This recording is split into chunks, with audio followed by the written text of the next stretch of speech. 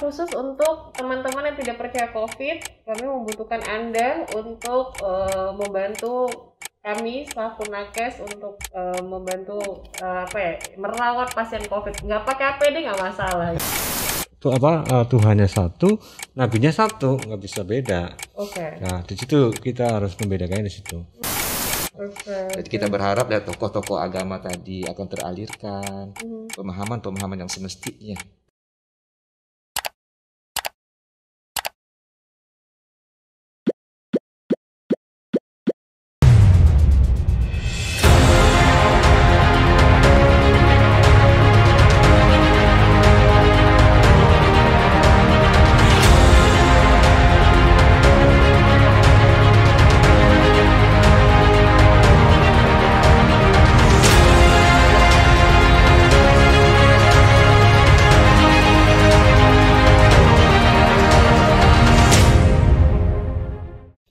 Assalamualaikum warahmatullahi wabarakatuh. Apa kabar Sobat Ngopi?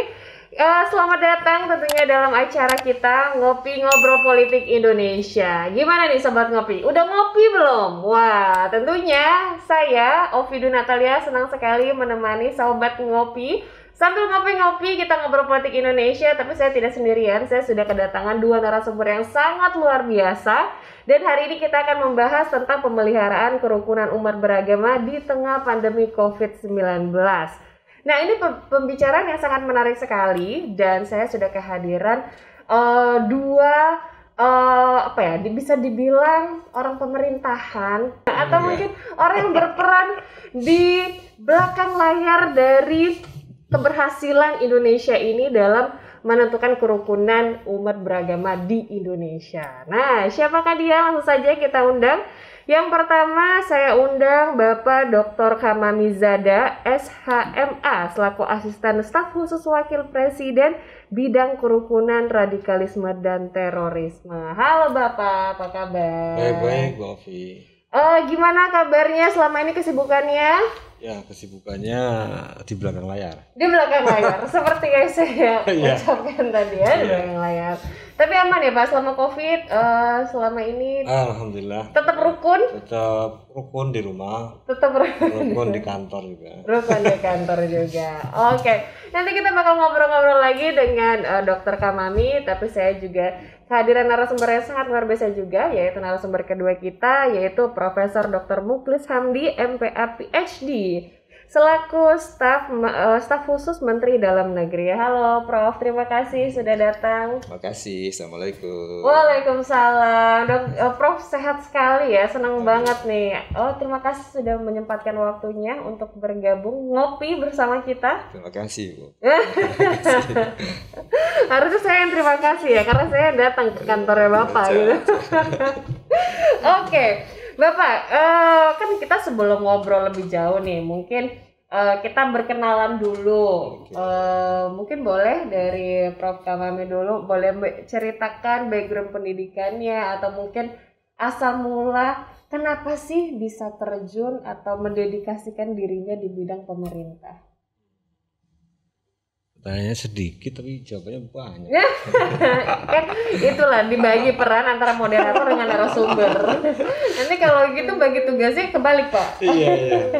Aduh, ya memang saya latar belakangnya di bidang hukum Islam ya. Oh, di bidang hukum Islam. Oke. Kemudian saya juga menempuh di bidang hukum juga, jadi mengkombinasikan antara hukum Islam dan hukum. Oke. Terutama pada aspek hukum politik dan juga hukum ekonomi. Oke. Wah, komprehensif sekali ya, sudah bahas hukum, ekonomi, terus tentang kerukunan. Nah, kerukunan ini interest saya. Karena Oke. saya ini sudah cukup lama, sejak tahun 1999 menulis di Kompas tentang kerukunan. Tentang kerukunan. Jadi saya nulis di Kompas hampir tiap bulan. Ya, boleh sampai sekarang, Pak. Sekarang nggak boleh. Sekarang nulisnya di sosial media aja ya? Enggak juga. Enggak juga. Saya nulis untuk kantor saya saja. Untuk kantor saja.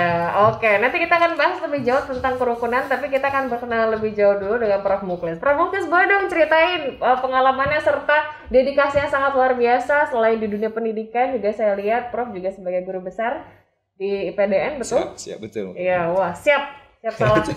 Siap salah. Oke. Gimana, Prof? Baik. Kalau berkarir di bidang pemerintahan itu mungkin lingkungan keluarga kali ya. Oke. Jadi ayah saya almarhum itu bekerja di kecamatan lah. Jadi sejak lama terinspirasi itu. Kemudian ya dia mungkin membangun tadi warisan. Jadi saya tadi ke sana. Sekolah-sekolah pemerintahan itu kan. Sekolah PDN, IP dan seterusnya. Dan saya kira tadi pemerintahan itu suatu bidang pengabdian yang juga luar biasa. Oke. Karena ketika kita berhadapan dengan keinginan menciptakan kemaslahatan umat itu. Jadi perlukan kehadiran pemerintah yang memfasilitasi bagi kita semua untuk nyaman menjalani kehidupan ini. Dalam konteks keahlian tadi agak spesifik, kalau saya lebih pada pemerintahannya. Ya saya melihat ini lebih kepada salah satu urusan pemerintahan kita, urusan pemerintahan umum. Betul. Bagaimana pemerintah menghadirkan suasana sehat, nyaman bagi masyarakat untuk tadi berproses, tadi mendapatkan kenyamanan hidup dari waktu ke waktu yang semakin meningkat kira-kira. Oke, wah keren banget ya. Ini terlalu banyak sekali filosofi hidup yang mungkin ini baru pembicaraan awal, saya udah banyak sekali belajar. Sudah banyak sekali belajar. Oke, dan ini juga mungkin berkaitan dengan Pancasila ya. Kenapa Pancasila itu dibuat, kan tujuannya untuk mempersatukan keberagaman yang ada di Indonesia gitu. Nah, mungkin kita akan coba masuk dulu ke topik pertama kita yang berkaitan dengan multi agama dan kultur adalah modal sosial untuk pencapaian cita-cita dan tujuan nasional. Nah, sementara kan di Indonesia sendiri itu masyarakatnya tuh beragam budaya dengan sifat kemajemukannya, kemudian banyak sekali perbedaan mulai dari agama, ras, bahasa, suku yang ada di Indonesia, dan dalam masyarakat multibudaya juga tentunya ada tantangan tersendiri nih, apalagi berkaitan dengan potensi konflik kekerasan antar kelompok, antar ras, antar suku yang seperti kita juga sejarahnya sudah ada gitu ya, maksudnya sudah pernah ada kekerasan itu sendiri. Kira-kira bagaimana mengelola hal ini ke depannya, atau mungkin dengan menanggapi isu-isu yang sudah ada? Mungkin Pak Kamami dulu boleh? Boleh. Jadi memang kalau Indonesia ini kan memang majemuk ya. Banyak agama, banyak suku, banyak bahasa. Tapi sebenarnya ini ke modal. Betul. Jadi cara pandang kita memang harus kita pikir, kita konsentrasikan bahwa ini modal, bukan sebagai sesuatu yang memprihatinkan. Karena kalau beda-beda ini kita jadikan sebagai modal, maka modal ini bisa menjadikan kita ini bisa menjadi besar. Oke. Jadi kita mengelolanya itu perspektifnya di situ, Ovi. Kita tempatkan perbedaan ini sebagai modal sosial, bukan sebagai faktor yang meruntuhkan bangsa kita. Jadi nggak ada masalah perbedaan-perbedaan itu. Kita syukuri sunatullah lah gitu, karena kita diciptakan yang berbeda-beda. Jadi ini sunatullah yang kita harus syukuri, baru kita kelola. Kelolanya dengan apa? Kelolanya dengan cara merawat perbedaan-perbedaan itu dalam satu bingkai. Bingkainya kan tentu orang pendiri kita sudah banyak bingkai yang kemudian diwujudkan sebagai nilai-nilai yang membuat kita bersatu. Tidak bercerai-berai, tidak berkonflik, tidak berselisih. Ini pentingnya di sini. Saya kira pemerintah itu kemudian menentukannya di sini ya. Ini kita jadikan sebagai nilai-nilai persatuan justru, bukan menjadi nilai-nilai yang berujung kepada konflik. Menilai-nilai kesatuan gitu ya, dan jangan sampai ada konflik. Kemudian bagaimana kalau untuk dari peran pemerintah sendiri, khususnya Kemendagri? Ya, kalau Kemendagri sebenarnya bisa begini, kan ini adalah sebuah kenyataan bangsa kita. Bagi kita sebenarnya Indonesia itu sebuah keanekaragaman, sebuah kemajukan. Tapi apa sih artinya majemuk? Nah, mungkin dibutuhkan lagi pemaknaan kembali dan pemahaman kembali, sehingga kemudian kata majemuk hanya bukan sebagai sebuah sebutan belaka. Dia adalah realitas sosial, sebuah realita yang akan kita manfaatkan sebagai modal sosial. Dan sesungguhnya ini kan perjalanan panjang.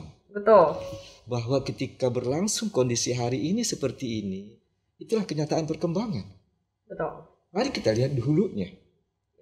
Dulu ketika para pemuda dengan gagah perkasa, semangat tinggi mengatakan, satu nusa, satu bangsa, satu bahasa Indonesia.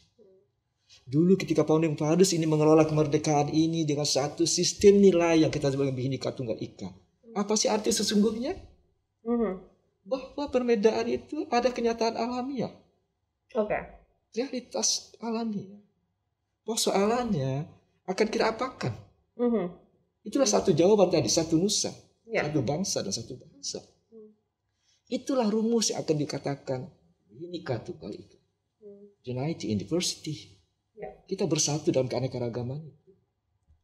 Dan bahkan sebenarnya dalam sebuah realitas sosial, saya suka bilang begini, Bobi, secara sederhana. Tembok yang kokoh itu, apakah hanya terdiri atas unsur? Tidak. Tidak kan? Ya. Apakah unsurnya itu kasat mata semua? Juga kadang-kadang tidak. Betul. Yang kita lihat ada semen, pasir, batu. Ketika tembok sudah berdiri, nampakkah jejak air di situ? Tapi dia ada dan bermakna. Betul. Itu sebabnya maka ketika kita bicara tentang persatuan, tentang kemajukan, ya sudah sebagai suatu karakter seperti itu. Pertanyaan bagaimana mengelolanya? Iya, bagaimana mengelolanya? Itu tadi jawaban tadi. Mari kita bangun terus-menerus rasa persatuan di tengah keanekaragaman yang menjadi kenyataan hidup kita. Itu kira-kira. Jadi mencari benang merah. Untuk kenyamanan hidup bersama itu. Oke. Dan saya yakin juga pasti dari Kemendagri, kemudian staf khusus, wakil presiden juga memiliki peran-peran tersendiri dalam menjaga tatanan keamanan serta kerukunan umat beragama ini. Namun sejauh ini ada nggak tantangan-tantangan tersendiri yang ditemukan di lapangan, apalagi sekarang kan dengan media sosial yang lumayan masif untuk memberitakan informasi-informasi dengan perbedaan yang dari setiap daerah, bahkan di Jakarta sendiri pun juga masih belum bisa terkontrol. Gimana menurut Bapak? Ya memang tantangannya akan selalu ada ya. Karena kita ini beda nih Bapak. Ini beda, pasti ada tantangan, ada challenge-nya lah. Jadi tantangan itu memang akan selalu ada, dan yang paling berat menurut saya tantangannya itu adalah bagaimana masyarakat itu memahami perbedaannya sebagai karunia Tuhan. Yang kemudian kita tidak membeda-bedakan. Kita beda tapi nggak membeda-bedakan. Jadi ada kesetaraan itu. Ada equality di situ. Dan memang ada dua hal yang mungkin setidaknya dua hal lah ya. Jadi perbedaan tafsir, baik itu tafsir terhadap agama maupun tafsir terhadap situasi sosial, itu yang kemudian bisa menjadi bahaya ketika itu kemudian wujud di dalam ruang publik yang sifatnya tak terkontrol. Ini berada di sini Mbak Ovi. Jadi kalau misalnya masyarakat itu kemudian sudah menjadi ahlinya, dia merasa ahli padahal dia nggak punya kompetensi, maka memaknai agama, etnik, bahasa, situasi sosial itu kemudian menurut persepsinya masing-masing. Ini yang betul. Nah, nilai-nilai tenggang rasanya sayangnya menjadi sulit karena ada emosi di situ. Ini yang menurut saya bisa membahayakan. Jadi ada disinformasi di ruang publik di mana kemudian masyarakat memahami itu sebagai suatu kebenaran. Ini yang menurut saya berbahaya. Jadi informasi pengetahuan itu bukan diserahkan kepada ahli, tapi diserahkan kepada ruang publik yang terlalu bebas itu. Yang terlalu bebas ya. Sementara kan kita punya hak juga ya sebagai masyarakat untuk sekedar obrolan warung kopi lah Pak. Kayak kita lagi ngopi-ngopi sekarang. Mestinya begitu. Sebagai sesuatu yang berbeda. Tapi kemudian kita menyikapinya dengan tenggang rasa itu, toleransi. Berarti dari kitanya sendiri juga harus sadar dengan kebinekaan yang kita miliki itu, jangan sampai informasi-informasi yang kita anggap benar itu juga harus divalidasi terlebih dahulu sepertinya ya. Karena betul. Tidak semua orang juga bisa menerima sesuai dengan apa yang kita pahami. Betul. Gimana kalau menurut Prof, tantangannya itu seperti apa sih di era sekarang ini? Ya sih sebenarnya tantangan itu tadi bagi saya berkaitan dengan pemaknaan, persepsi. Persepsi itu sangat tergantung dari stimulus yang datang ke kita. samping motivasi yang kita miliki. Nah, stimulus ini macam-macam kan sebenarnya kan. Jadi ada yang memang bersifat konstruktif, seringkali juga ke arah yang menyimpang. Dan ketika orang membangun persepsinya sangat tergantung dia mengartikan dirinya sebagai apa, self image-nya sebagai apa. Nah, seringkali kan kita mungkin mengerti dari dalam bahasa yang agak teoritis, persepsi itu akan mendorong terbangunnya sikap, sikap akan mendorong munculnya perilaku kan. Walaupun antara persepsi dan perilaku dengan sikap itu kadang-kadang juga bypass juga gitu kan. Betul. Tapi intinya adalah bahwa tantangan itu terutama bermula dari pemahaman. Kalau kata tadi menyebut kata rukun itu di satu sisi merupakan sebuah kondisi situasi, tetapi sisi yang ada nilai. Nilai. Kita rukun karena kita menganggap itu nilai yang ideal, yang perlu kita rawat agar apa? Tadi motivasi lagi kan? Agar dia muncul, agar bisa bersama orang lain atau apa gitu. Jadi tantangan akan selalu ada. Setiap zaman menghadirkan tantangannya. Dan tugas pemerintah memang di situ memang. Kita ingin menghadirkan tadi masyarakat yang well informed. Well informed society. Tentu saja ini kan kata yang sangat ideal kan. Karena tadi ketika diberikan pun bahan ajar yang sama, informasi yang sama, dia akan dimaknai dengan persepsi yang tadi kan tergantung. Nah, jadi tantangannya adalah bagaimana kembali kita membangun keindonesiaan itu. Jadi kita selalu berulang mengatakan kita majemuk, kita berbeda. Lalu apa sih yang kita butuhkan? Mutual respect. Saling menghormati. Saya hanya ada dan bermakna ketika ada orang lain yang mengatakan itu, bukan saya sendiri. Walaupun secara individu kita tentu saja tadi self image kita itu kan gitu. Jadi tantangan-tantangan itu pertama berkaitan dengan bagaimana kita mengelola tadi keteraliran informasi kepada masyarakat, bagaimana kita membangun lagi dasar pemaknaan stimulus persepsi itu. Dan tentu saja banyak hal-hal teknis ya tentang bagaimana kita memperluas tadi perangkat-perangkat ICT, memudahkan mereka. Dan kenapa sih misalnya di setiap pemerintah itu selalu ada Kementerian Informasi? Dulu yang ada Kementerian Penerangan untuk mengatakan begini, Bu Ovi. Kalau kota Roma itu dalam kata pepatah itu kan 1000 jalan menuju kota Roma. All road lead to Rome. Nah, kota ini bisa dicapai dari 1000 jalan, dari 1000 kemungkinan. Dan ketika pemerintah mengatur, dia harus memilih satu di antara 1000 itu.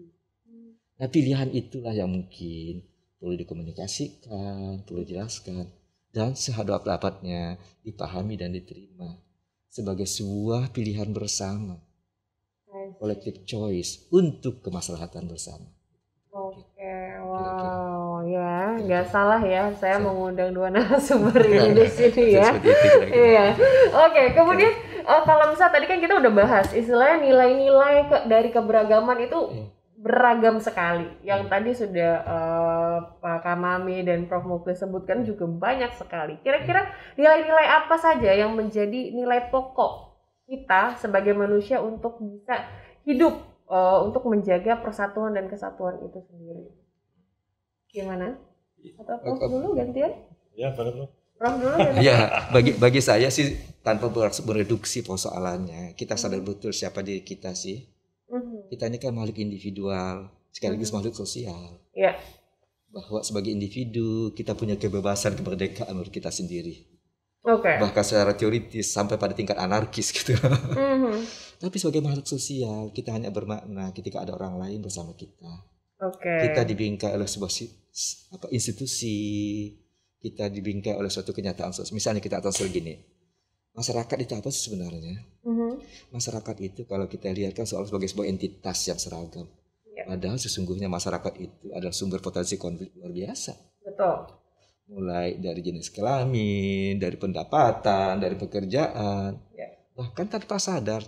Apapun situasi sosialnya selalu terjadi pelapisan sosial, stratifikasi sosial kan? Nah, pertanyaannya ketika terjadi pelapisan seperti itu, masing-masing orang sadarkah akan perannya? Jadi kesadaran peran, role awareness menjadi penting. Walaupun ini bukan pelajaran sekolah sebenarnya kan. Iya, jadi tapi sebenarnya dalam pelajaran keluarga diajarin betul, kok, diajarin. betul. Dulu misalnya ini kembali lagi lah. Contoh yang paling gampang kan jadi individu. Dulu waktu saya masih kecil, almarhum mama saya bilang begini, nanti kalau kamu sudah berkeluarga, hidup jauh dari kami, keluarga kamu yang sesungguhnya itu adalah tetanggamu. Oke. Karena dialah yang paling tahu, paling dekat, yang paling cepat membantu. Kami saudara, memang lebih jauh. Misal seperti itu. Betapa kita membutuhkan orang lain sebagai makhluk sosial itu. Nah, betapa ketika kita butuh orang lain, kita mesti menyesuaikan diri. Adaptasi. Ya. Adjustment. Ya. Paham betul. Ketika kita memiliki makna, mereka juga bermakna. Oke. Lalu, ketika benturan ada sebuah kemungkinan yang tak terhindarkan. Bagaimanakah kita mencoba tadi memitigasinya kan? Dengan menjaga sikap, itu sopan santun, adab dan seterusnya menurut saya. Jadi sebenarnya nilai-nilai di keluarga sebelum kita ke sekolah, sebelum kita ke masyarakat itu menjadi bermakna. Oke, nilai-nilai yang diajarkan dari kita kecil ya. Oke, jangan sampai salah ajaran pastinya ya. Nah, itu. Kalau salah ajaran itu yang jadinya berbahaya. Karena kan yang di pandangan kita orang yang memiliki apa ya istilahnya punya nilai-nilai persatuan dan kesatuan yang baik berarti kan dibangun juga dari keluarga yang baik pula gitu ya. Insya Allah ya harus begitu. Itu menjadi tantangan baru lagi nih. Gimana? Tantangan baru lagi nih udah ngurusin keluarga. Ya memang keluarga kan sebagai basicnya ya. Iya. Kalau kita keluarga sudah menanamkan nilai-nilai yang bisa membangun kita hidup rukun, harmoni ya memang disitulah memang orang tua kita, nenek moyang kita sudah mewariskan nilai-nilai yang begitu besar. Ya. Ada nilai misalnya toleransi, tenggang rasa, menghormati itu kan bagian nilai-nilai luhur. Ya. Dulu orang tua kita ngajarkan begitu. Kalau saya sekarang namanya rem. Kalau ada orang melukai hati kita, itu kan bukan kemudian kita labrak, kita pukul, bukan. Tapi nilai tadi itu, nilai bertenggang rasa. Oh, kalau dia melukai hati saya jangan melukai hati dia. Ya. Karena kalau saya ikut melukai hati dia, berarti akan terjadi benturan. Ya sudah, kita pahami saja, saling memahami. Oh, maksudnya ini, ambil nilai positifnya. Jadi, nilai itu memang mesti menjadi rem kita, karena nilai leluhur itu kan memang rem sebenarnya. Ya. Mengerem kita berbuat kerusakan itu. Nah, yang kedua juga solidaritas, Jadi kita kalau bersolidaritas terhadap orang lain yang membutuhkan, yang memerlukan, menjadi sikap untuk menolong mereka itu kan bagian berarti meskipun dilukai ternyata ada solidaritas nih. Nah, jadi yaitu ajaran-ajaran agama itu kan begitu juga. Jadi melukai orang lain itu kemudian bukan dibalas dengan pelukan yang lain, tapi kita justru solidar membantu mereka. Kalau ini saya yakin nilai ini kemudian menjadi kesepakatan kemudian dipraktikkan oleh masyarakat kita, ya insya Allah tidak akan terjadi perselisihan dan konflik yang berkepanjangan. Oke, tenggang rasa ya, tenggang rasa. Oke, menarik nih.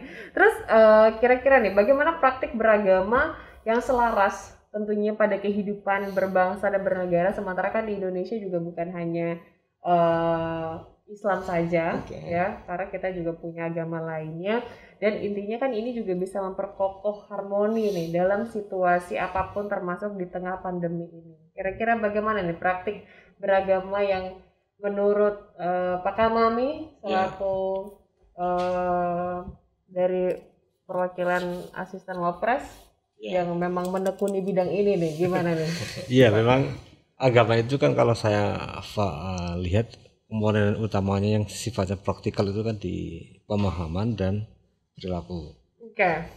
Jadi, nah di sini agama ini difahami oleh umat ini berbeda-beda. Betul. Kenapa berbeda-beda? Satu agama itu difahami beda-beda.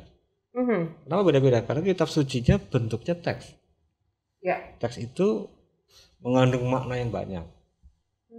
Dalam kitab misalnya Injil, kitab Al-Quran, kitab Weda itu kan teks ya. Jadi itu kemudian difahami kan. Jadi, ketika pemahaman ini banyak pemahaman itu, disitulah kemudian bagaimana kita bisa membentuk perilaku. Apakah perbedaan pemahaman terhadap agama itu membuat kita saling merusak, saling berkonflik atau tidak. Jadi kalau yang saya bayangkan jadi kita memahami agama dan mempraktikkan agama itu gitu, sama memahami perbedaan-perbedaannya, bukan memahami absolutisme di dalam pendapat-pendapat keagamaan itu. Jadi kalau misalnya Mbak Ovi punya keyakinan memahami agama ini sesuai dengan pendapatnya ini, itu dipahami saya sebagai sesuatu yang benar. Saya juga punya pemahaman yang benar juga gitu. Jadi kita saling punya keyakinan tentang kebenaran itu. Meskipun ada pakem-pakemnya ya, ada pakem. Mana yang absolut yang tidak boleh berselisih itu kan di situ. Tapi sepanjang itu sesuatu yang berbeda, ya kita rayakan perbedaan itu, nggak boleh kita kemudian harus ini harus itu. Nah, yang berbahaya di situ kalau agama itu harus dipahami sesuai ini, yang lain salah, yang lain kafir, itu berbahaya.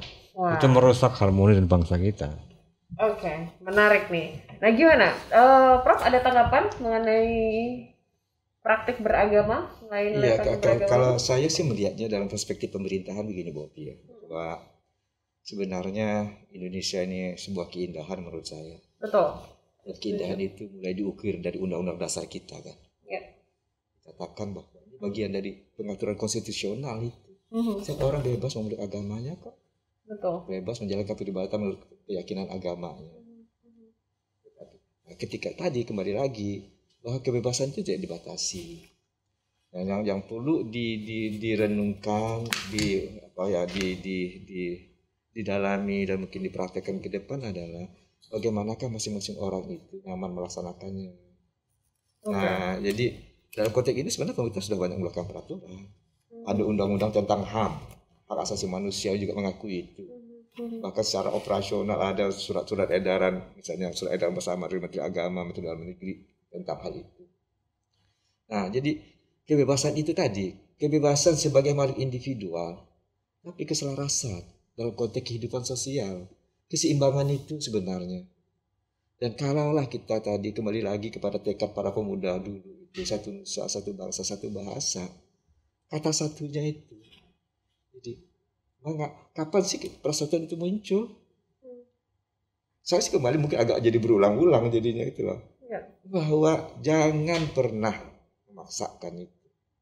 Lebih-lebih ketika Indonesia mengklaim dirinya sebagai sebuah negara demokrasi.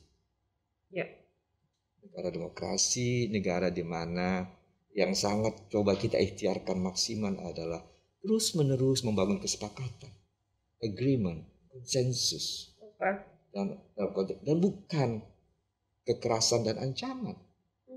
Karena nggak mungkin kesepakatan itu dengan kekerasan. Betul. Kesepakatan yang sesungguhnya itu mesti voluntary, sukarela. Kesukarelaan itu terwujud ketika orang mengatakan bahwa itu bermanfaat bagi hidup mereka kan itu. Nah, suasana ini dan undang-undang sebenarnya sudah mengarahkan ke sana. Bahwa dalam praktek terjadi benturan di sana sini, ya kembali lagi itulah dinamika perkembangan. Dan yang selalu ingin kita cari jawabannya kembali lagi on the right track. Bagaimana kerukunan itu kita bangun. Betul, Mbak Ovi. Jadi Muslim menjelaskan tentang nggak boleh kita ada kekerasan dalam praktek beragama. Betul. Nggak bisa. Karena memang agama itu kan kedamaian ya. Jadi meskipun beda-beda agama itu tetap ada kedamaian, ada keselarasan tadi itu. Bebas tapi selaras. Jadi nggak boleh bebasnya. Tidak boleh justru menjadi radikal dan terorisme gitu. Itu kan keselarasan itu keseimbangan. Jadi tidak di kanan sangat ekstrim, tidak di kiri. Nah, kalau sudah kanannya ekstrim, kirinya ekstrim, ini kita agamanya menjadi benar. Nah itu menjadi pertanyaan menarik lagi nih kalau misalnya kita ngomongin masalah ekstremisme gitu ya. Apalagi nih banyak juga yang mengatakan bahwa ada sebagian oknum-oknum tertentu yang melabelkan dirinya di balik suatu agama tertentu. Nah, masih berbicara mengenai pemeliharaan kerukunan umat beragama di tengah pandemi, khususnya pandemi COVID-19, tentunya memiliki tantangan tersendiri nih akan kerukunan umat beragama. Kita tahu bahwa Indonesia itu harmonis dengan keberagamannya, namun tidak dipungkiri bahwa di dalamnya ada klaim-klaim kebenaran yang subjektif atas tafsir agama itu sendiri. Nah, kira-kira muncul aliran-aliran keagamaan seperti itu tuh bagaimana Bapak menyikapinya, Pak? Ya Mbak Ovi, yang disebut klaim kebenaran itu memang pasti ada ya. Ya. Karena kalau tidak ada klaim kebenaran kita nggak bisa memeluk agama nanti. Nggak bisa ada yang diyakini Mbak Ovi. Betul. Kalau kita nggak punya klaim, ya kita nggak percaya sama agama nanti. Ya. Itu diperlukan. Jadi memang harus ada klaim kebenaran. Tapi bagaimana kita menyikapinya ini yang perlu kita rundingkan bersama bahwa oke lah ada klaim kebenaran dalam agama, tapi bagaimana dengan orang lain yang punya klaim kebenaran juga, apalagi Betul. beda agama. Betul. Beda agama spektrumnya jauh. Kalau di dalam satu agama saja ada klaim kebenaran juga, yang spektrumnya dekat ini. Ini yang perlu kita memiliki sikap bahwa ada klaim kebenaran yang diyakini oleh orang dan ada klaim kebenaran yang diyakini oleh saya, itu kemudian kita bisa berselaras itu. Seimbang. Jadi ini saya katakan sebagai jangan sampai klaim kebenaran kita kemudian membawa kekerasan kepada orang lain untuk dipaksakan kebenaran itu.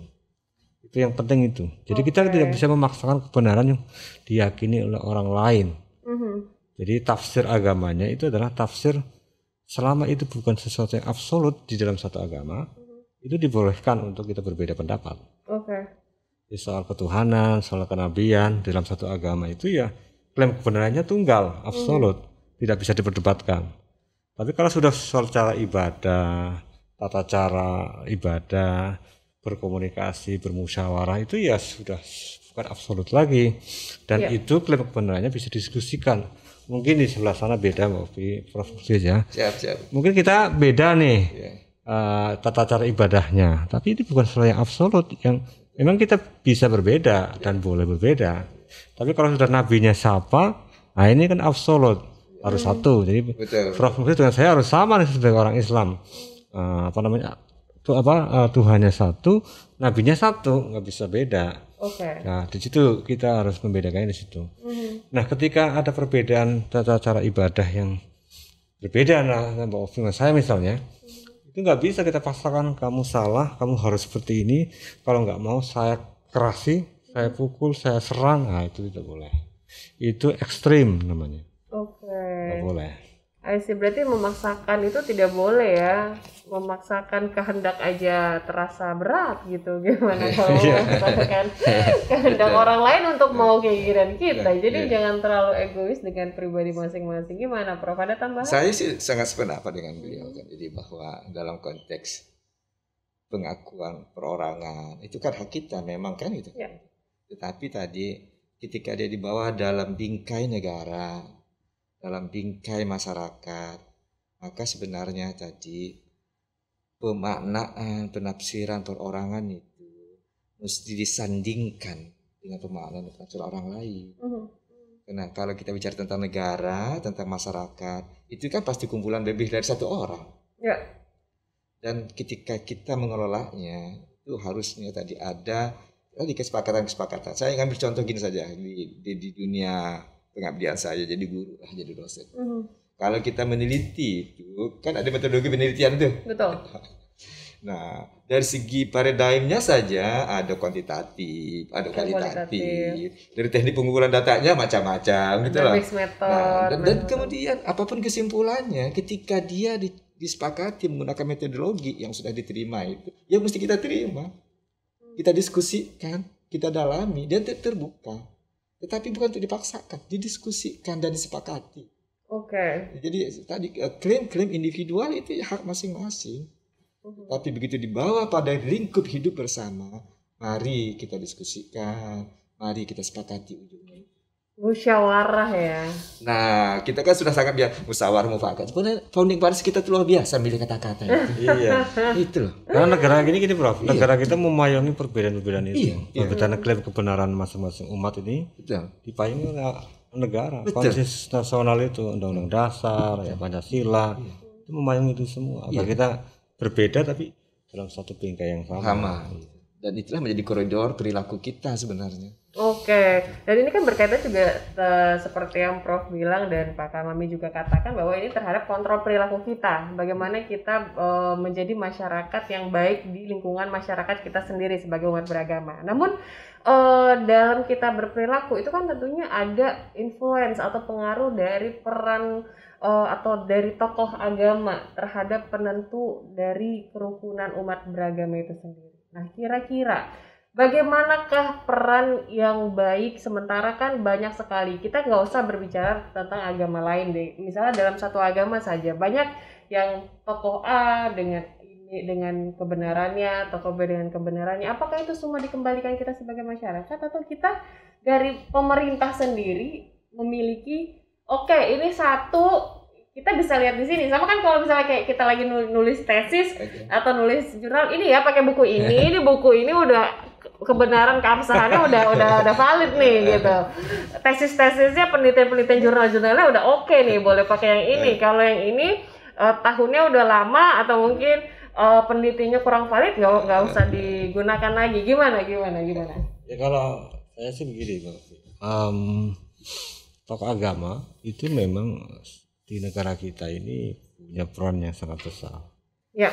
Kenapa besar perannya? Karena negara ini dibangun oleh para tokoh agama. Sependapat. Jadi negara kita ini merdeka diperjuangkan dari penjajahan itu ya peran dari tokoh-tokoh agama semuanya itu. Dari berbagai agama yang berbeda-beda bersatu untuk memerdekakan Indonesia. Gak boleh kemudian sekarang meskipun sudah merdeka tinggalkan itu tokoh agama. Pemerintah ya tentu akan mengambil peran aktif dari tokoh-tokoh agama, terutama untuk memberikan pemahaman keagamaan yang benar, yang tidak ekstrim, yang memberikan satu warna kemajemukan di dalam pemahaman agama. Itu pentingnya di situ. Jadi memang tokoh agama nggak bisa ditinggalkan di dalam mengelola bangsa ini. Sepakat.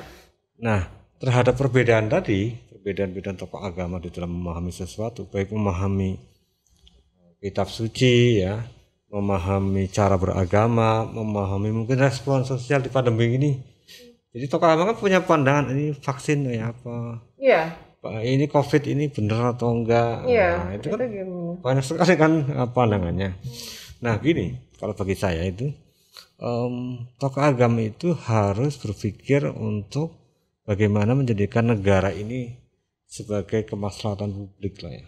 Kalau dalam bahasa umumnya sih pemerintah itu kan posisinya gini, tasarruful imam ala ra'iyah manutun bil maslahah. Jadi pemerintah itu kalau mengelola tata kelolanya itu untuk kemaslahatan rakyat kan itu. Prinsipnya kan itu untuk kemaslahatan rakyat.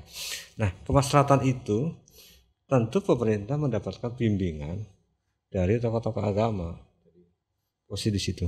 Nah, tokoh agama sendiri juga sama, harus memiliki pemahaman yang moderat. Posisinya moderat. Jadi bukan pemahaman yang ekstrim. Kalau tokoh agama yang ekstrim, ya akan bertentangan dengan nilai-nilai Pancasila, nilai-nilai Undang-Undang Dasar. Iya. Di situ. Jadi klaim kebenarannya itu selama dia itu tidak absolut, maka diberikan keleluasan atau keterbukaan untuk berbeda-beda itu.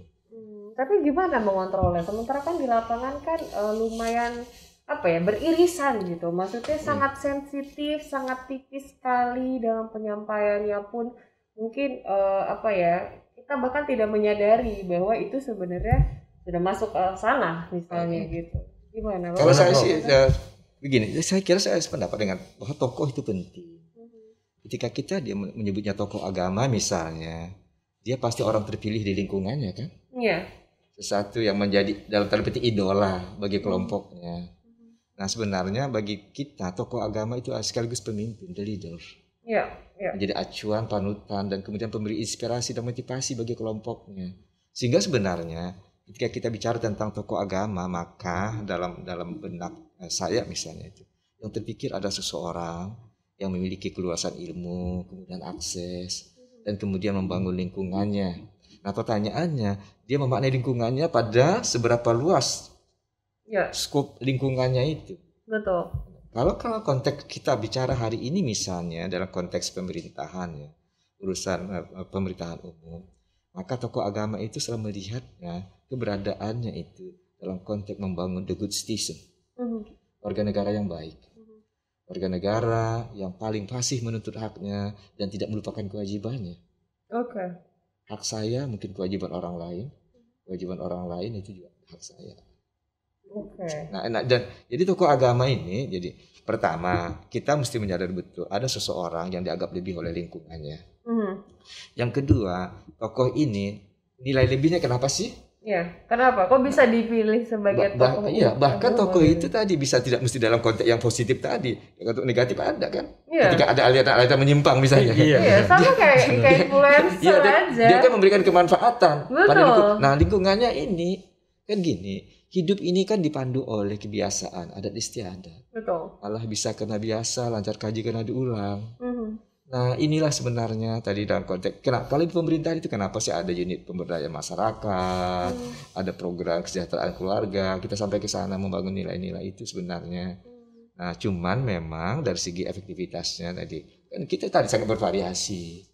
Jadi tokoh ini, jadi tadi saya sangat sependapat ada seseorang yang dalam tanda petik istimewa bagi kelompoknya, dan kita berharap tadi ilmu yang dimilikinya, akses yang diperolehnya itu tadi dalam konteks membangun keindonesiaan. Dan keindonesiaan itu artinya mengelola keanekaragaman itu. Dan itu artinya pengelolaan itu basisnya adalah keseimbangan.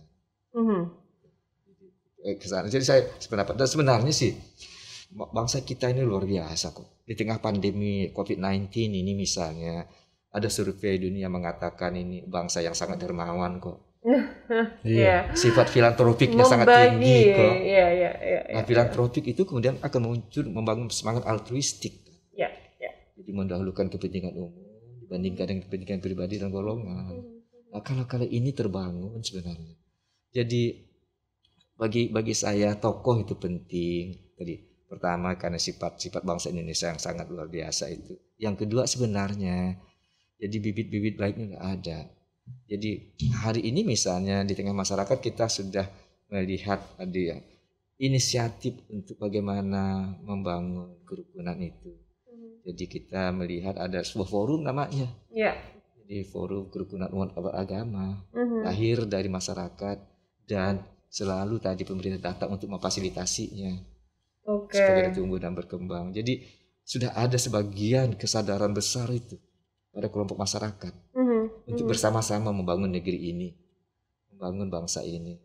Sehingga demikian tadi bahwa ekstremisme radikal itu kan gini, dalam sebuah kehidupan itu selalu terjadi kan anomali, mungkin juga tadi penyimpangan, dan itu tak terhindarkan.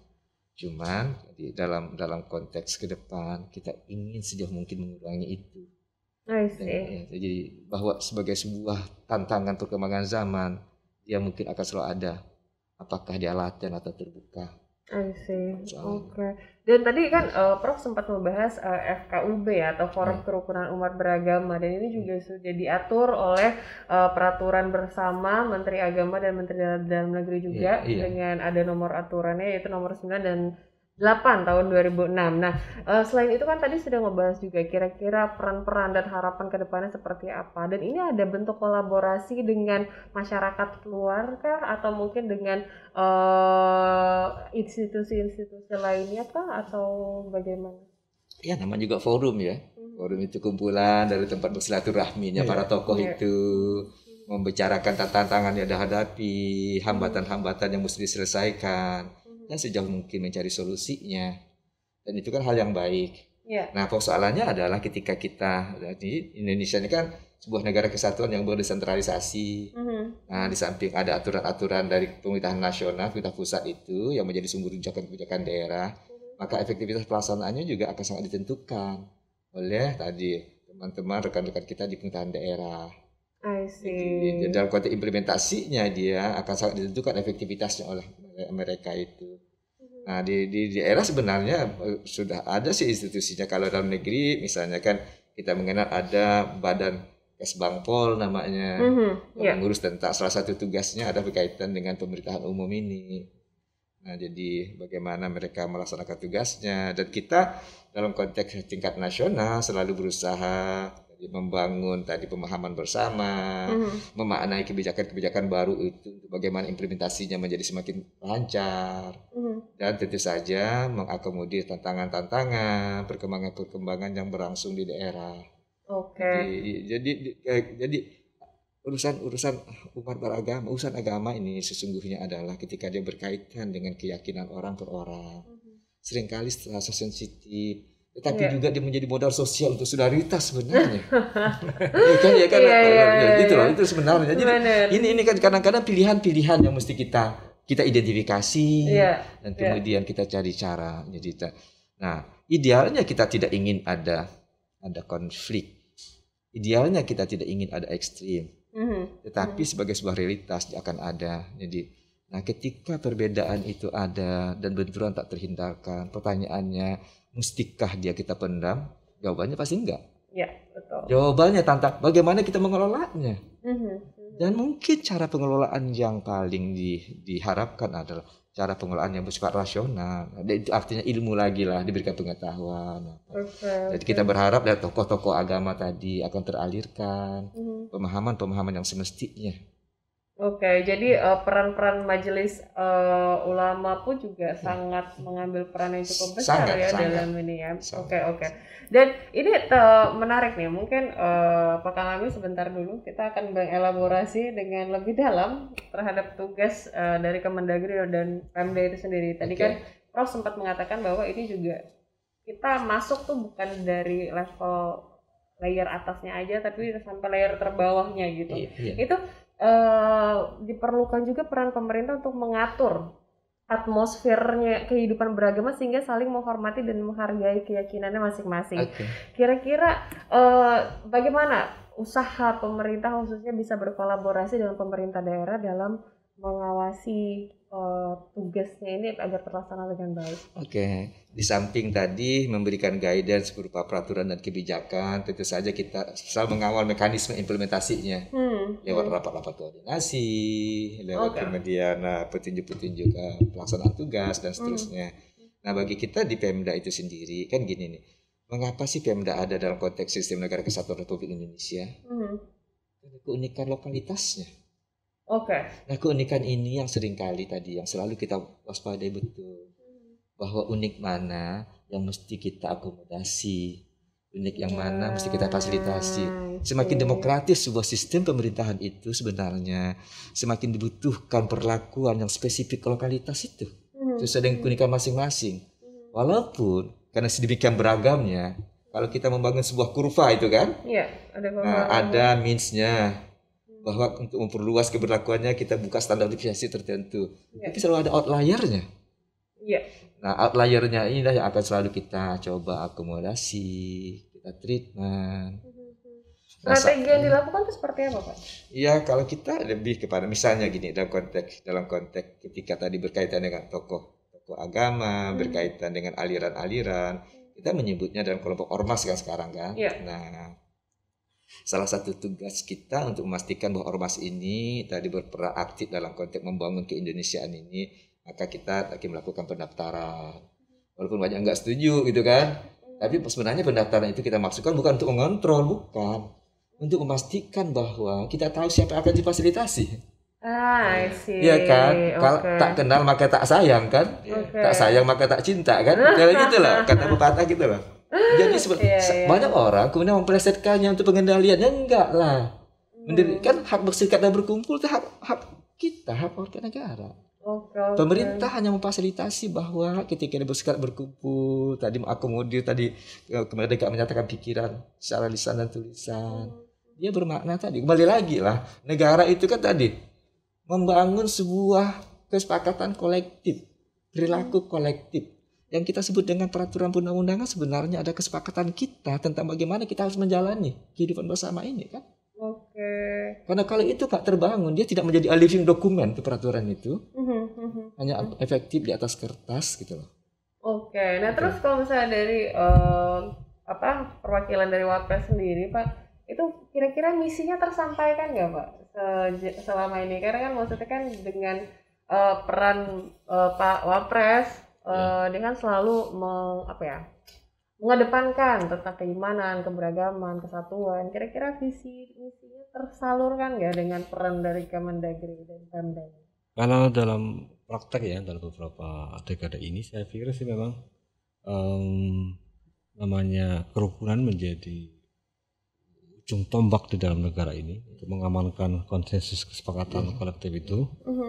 Dan kita di kantor Wapres juga selalu mengevaluasi, mendorong, memonitoring perkembangan kerukunan umat beragama di Indonesia ini.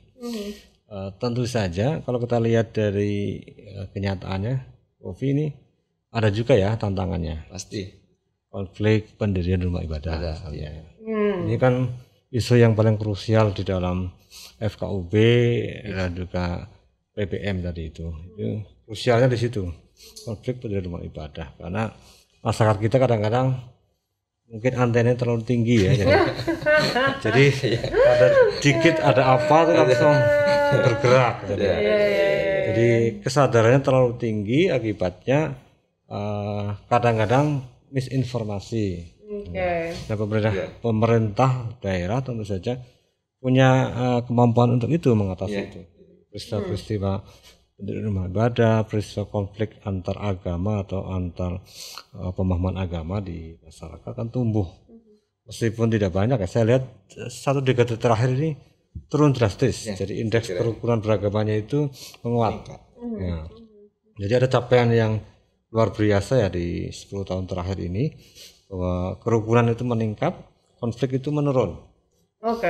Meskipun konfliknya berpindah mungkin ya dari ruang publik ya yang sifatnya real di masyarakat, berantem-berantem begitu, konfliknya berubah ke media sosial.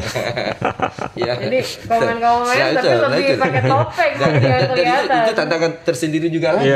Iya, ini berarti mesti udah satu lagi nih, ada peran Kominfo juga di sini. Gimana mengontrolnya?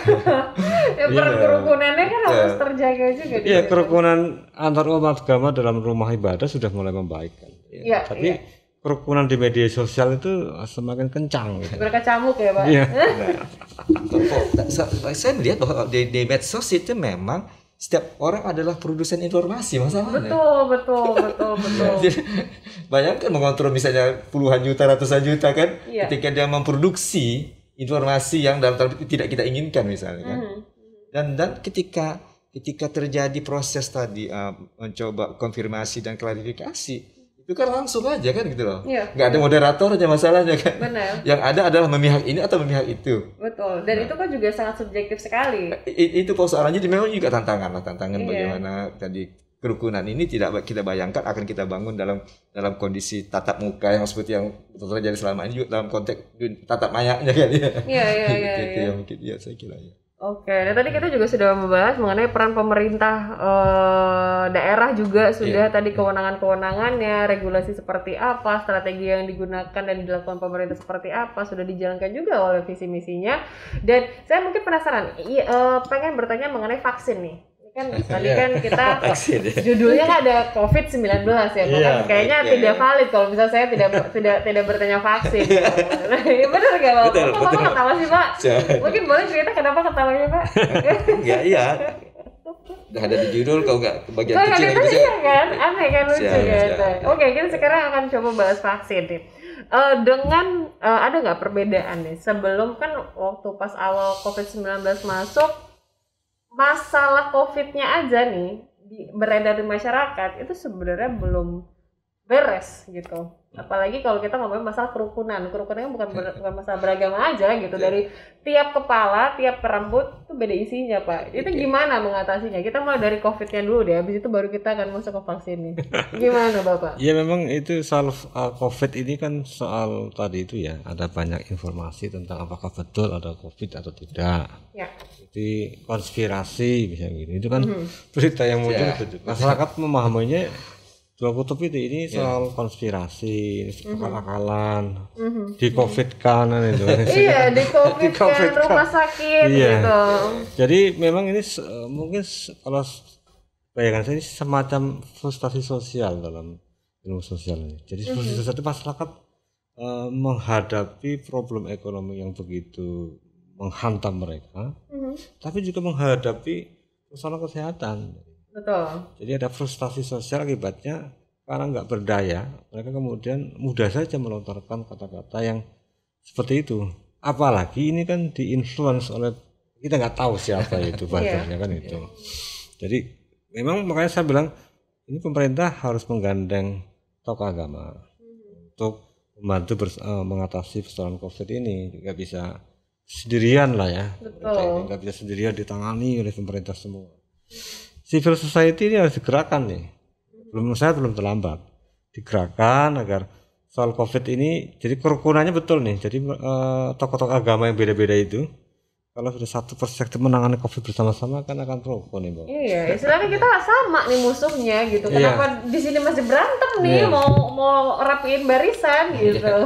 Jadi nanti kalau yang nggak percaya sama COVID kan minggir sendiri mereka.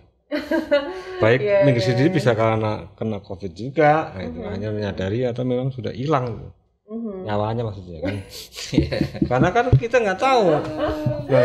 Ini udah jadi nakes di ini diperbantukan secara langsung tapi tidak menggunakan APD. Tapi itu ada loh Pak dari salah satu forum dokter yang bikin flyer bilang kalau misalnya khusus untuk teman-teman yang tidak percaya COVID, kami membutuhkan Anda untuk membantu kami selaku nakes untuk membantu merawat pasien COVID. Nggak pakai APD nggak masalah gitu. Dan itu banyak itu booming di sosial media. Tapi kan nggak berani kan? Nggak ada yang daftar. Nggak ada yang daftar kan? Nggak ada yang bahas. Iya, itu jadinya. Jadi di sini kami juga menghimbau untuk sobat ngopi di luar sana, yang ngopi boleh tapi jangan lupa vaksin dan jangan lupa pakai masker karena tetap seru ngobrolannya, tetap bermanfaat obrolannya. Dan mungkin langsung saja closing statement, kita udah gak kerasa nih Pak, udah 1 jam lebih ngobrol kesana kesini. Terima kasih banyak infonya, pencerahannya. Mungkin boleh dari Pak Kamami dulu, silakan Bapak closing statementnya. Ya, memang kalau di masa pandemi ini satu hal yang perlu kita bicarakan soal kerukunan umat beragama atau kerukunan dalam pengertian yang umum lah, itu mau nggak mau bahwa kita ini beda, tapi ya tidak membeda-bedakan. Kita wujudkan satu sikap toleransi, kemudian tenggang rasa, solidaritas di masa ini, pandemi ini. Jadi dalam bayangan saya, negara ini sudah menjadikan kita itu dalam satu konsensus itu, yang kemudian kita jalankan. Konsensus itu adalah kita beda-beda, tapi dibingkai dalam Bhinneka Tunggal Ika, ada persatuan di situ. Jadi jelas konsensus nasionalnya, kita taati itu. Insya Allah kalau kita taati konsensus nasional itu menjadi negara kesepakatan. Ini kalau bahasa Arab itu Darul Misak, ini negara kesepakatan, bukan negara sendiri-sendiri, disepakati bersama-sama. Jadi istilahnya begitu. Jadi karena kesepakatan, maka kesepakatan itu kita jalankan dalam bentuk undang-undang dasar, undang-undang dan peraturan lainnya. Jadi tenanglah umat beragama ini untuk apa? Untuk saling menjaga sikap toleransi, menjaga sikap kerukunan dan harmoni dalam membangun bangsa ini menjadi bangsa yang majemuk, yang memiliki nilai positif yang luar biasa. Oke, wah keren banget. Terima kasih banyak Kak Mami. Sekarang silakan Prof. Iya, kalau saya sih gini, di pandemi COVID-19 ini, di samping tadi sisi yang enaknya dia musibah, bencana itu, ada sisi positifnya. Dia telah mengajarkan kepada kita betapa tadi musibah itu dengan sangat mudah dapat kita asasi ketika kerukunan tercipta. Dan kerukunan sebenarnya bagi bangsa Indonesia ini ada sebuah keniscayaan karena kita berbeda. Iya. Rukun itu nggak perlu dibangun kalau kita seragam. Ya kan? Ya. Nah, oleh karena itulah maka saya kira judul ngopi hari ini sangat menarik. Rukun dikaitkan dengan pandemi COVID-19 itu gitu. Ya. Jadi mari dengan pembelajaran bahwa seberat apapun tadi tantangan dan hambatan kemudian juga beban yang dipikul oleh bangsa ini, dia akan dapat kita selesaikan kalau kita rukun. Kata rukun. Dan rukun itu dalam konteks keindonesiaan, di mana para tokoh itu masih menjadi rujukan nilai bagi para kelompoknya. Kita berharap betul para tokoh ini semakin berperan. Pada tingkat daerah kita berharap tadi di badan-badan pemerintahan seperti Badan Kes Bampol tadi semakin dapat tadi membangun gairah untuk rukun ini melalui fasilitasi yang lebih baik kepada FKUB dan kerjasama dengan komponen-komponen lainnya.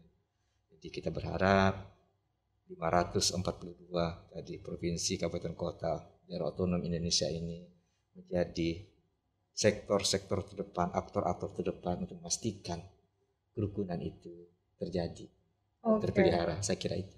Wow, keren banget. Terima kasih. Saya mengucapkan terima kasih banyak kepada Bapak Dr. Kamamizada SHMA selaku Asisten Staf Khusus Wakil Presiden yang sudah menyempatkan waktunya, ilmunya untuk hadir bersama kita hari ini, dan tentunya juga Profesor Otto Muklis Hamdi, MPA PhD selaku Staf Khusus Menteri Dalam Negeri. Wah, ilmunya sangat luar biasa sekali. Beliau-beliau ini merupakan kesempatan yang luar biasa. Sobat Ngopi bisa nimbrung kita di sini ngopi bareng dengan dua narasumber yang sangat luar biasa. Tapi kami juga akan terus menghadirkan narasumber-narasumber menarik lainnya. Jadi terus saksikan Ngopi Ngobrol Politik Indonesia, tentunya masih bersama kami di sini. Dan akhir kata saya Ovi Natalia beserta kedua narasumber ada Profesor Muklis dan Pak Kamami pamit undur diri. Mohon maaf apabila ada salah kata, salah ucap.